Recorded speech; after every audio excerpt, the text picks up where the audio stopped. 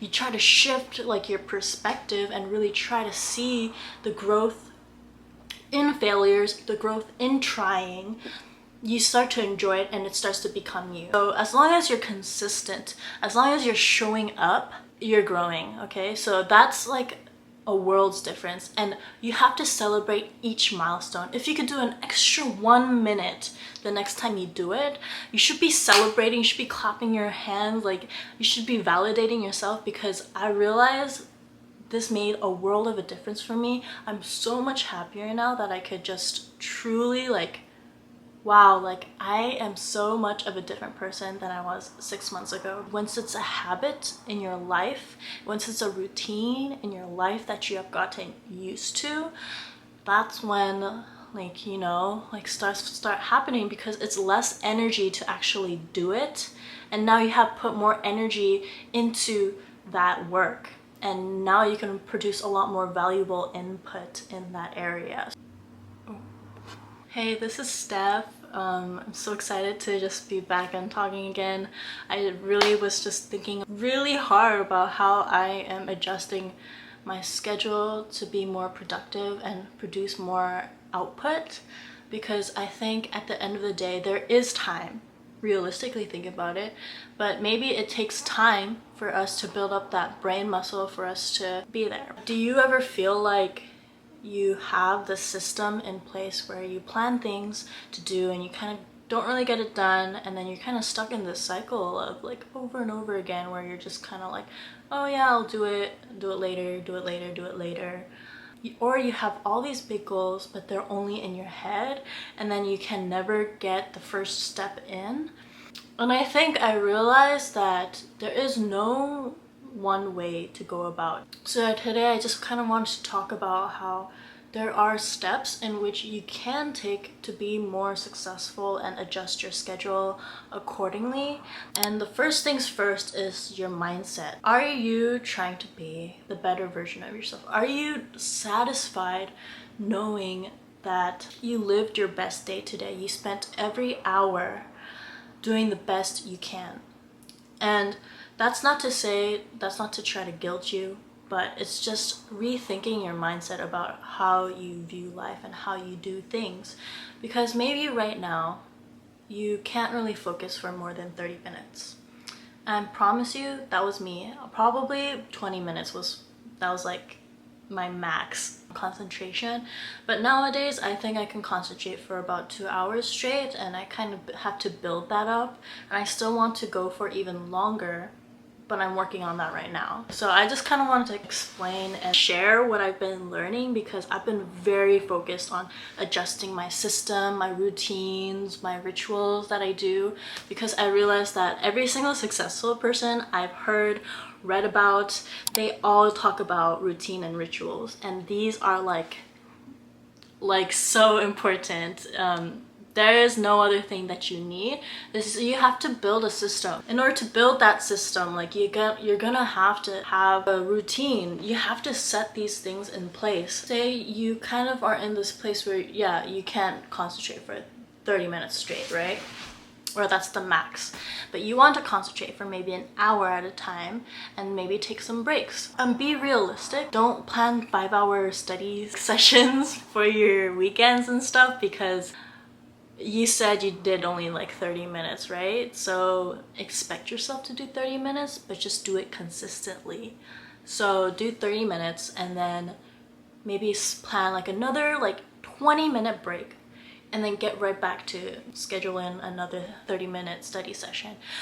Doing that over and over can really reset your mind. And I was talking to my therapist yesterday. I was asking her a bunch of questions because I was really curious about how I can improve my lifestyle. I asked her like, how do we go about increasing our brain's focus and output when maybe our brain isn't used to it yet? And she was explaining it, well, our brain is similar to like working out. Like your muscles aren't going to be able to do it until you've regularly done it and got used to it and be able to push yourself further afterwards.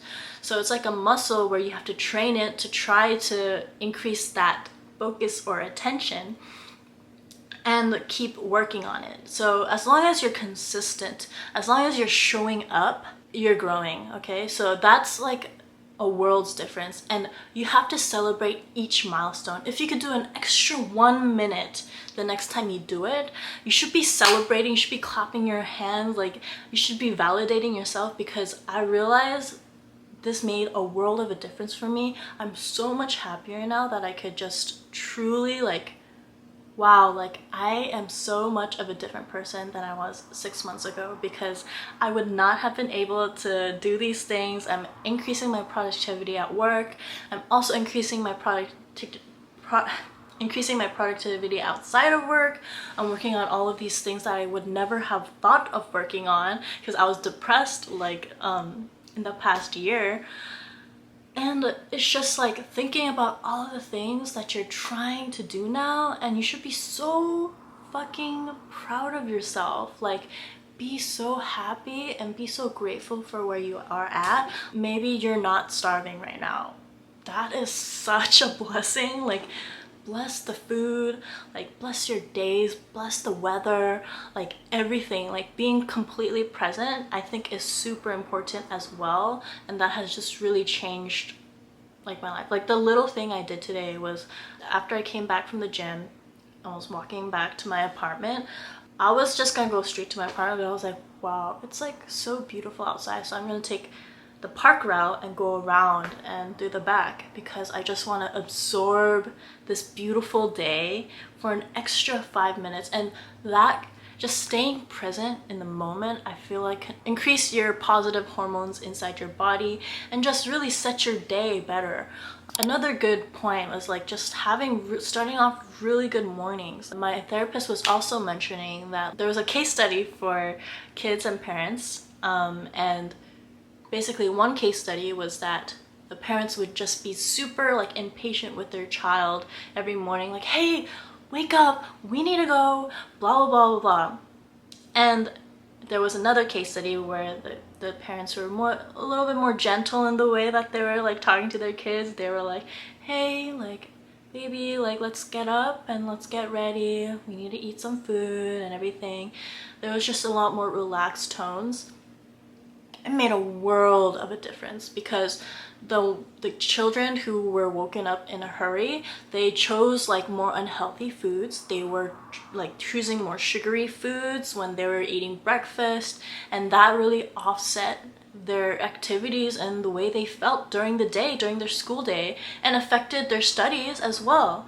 As opposed to the other case study where they were woken up more gently, they were more calm, in a better mood, they starting their day excited to go because they're just in a more relaxed mood and they're being present in the moment because their parents are being present with them.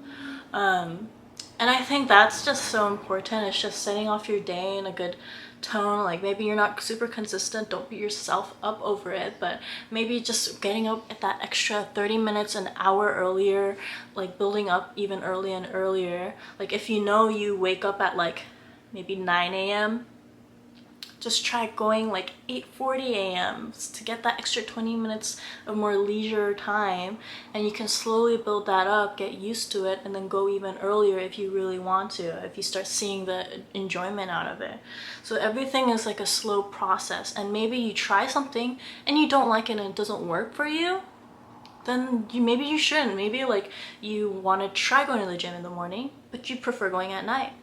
And that's okay. Like no one told you have to do that. You don't have to be a morning person all the time. Yeah, I think everything is just based on how you feel and being really in tune with yourself and how you work as a person, and knowing what you can do and being super realistic about it. Because if you know you can only do certain things for a certain amount of time, you have to make sure you plan accordingly with how you've been doing, and then just trying to work up to being consistent and building up further. That growth is gonna be addicting. It's gonna be satisfying. There are days that you're not gonna want to do it, but that's discipline. The difference between motivation and discipline is that motivation is all in your head. You can be motivated to do something and not do it.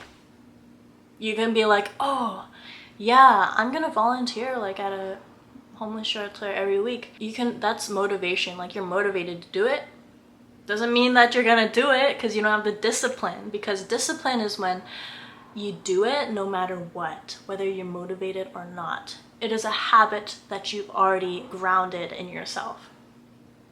And I realized that once you start building that discipline, that's when you do it without even thinking. Like once it's a habit in your life, once it's a routine in your life that you have gotten used to, that's when start happening, because it's less energy to actually do it, and now you have put more energy into that work, and now you can produce a lot more valuable input in that area. So for example, like the gym, maybe all I want to do is just show up and be consistent about going 3 times a week. Just show up, okay? It's hard. It's gonna be so hard. You're not gonna want to go right before you're about to leave. You're like, oh, but I have some other stuff I want. You're gonna make all these head excuses.